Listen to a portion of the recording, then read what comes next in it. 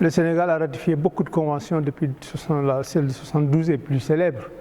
La convention du patrimoine culturel et naturel et la convention 2003, 2005, mais 2001, nous ne l'avions pas fait.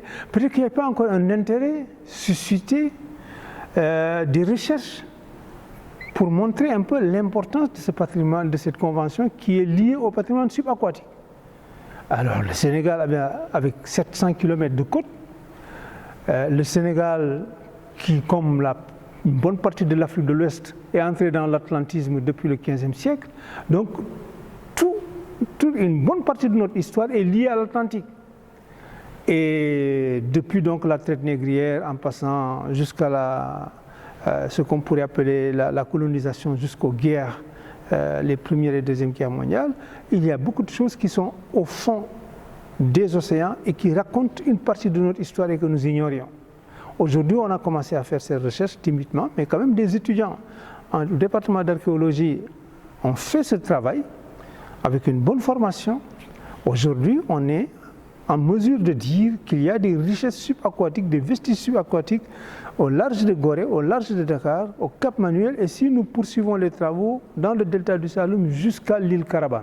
Mais pour le moment, ce que nous maîtrisons, c'est par rapport à Gorée et Dakar. Et c'est cela qui a permis de susciter cet intérêt et d'amener l'État du Sénégal à aller vers la ratification de cette convention. Ça a mis beaucoup de temps, on a pris 3 ans, mais finalement, la loi a été adoptée en mai 2020.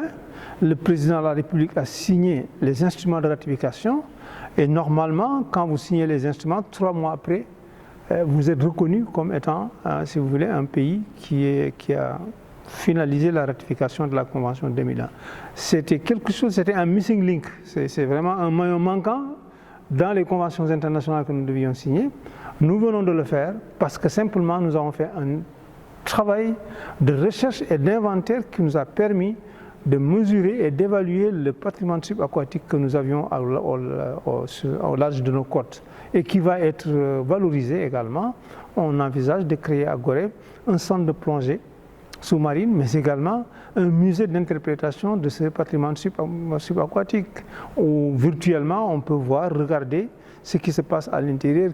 Les élèves qui vont visiter la maison d'esclaves pourraient passer dans ce musée, voir également ce qui se passe à l'intérieur de nos océans, ne serait-ce que virtuellement, avec une exposition numérique virtuelle qui sera là.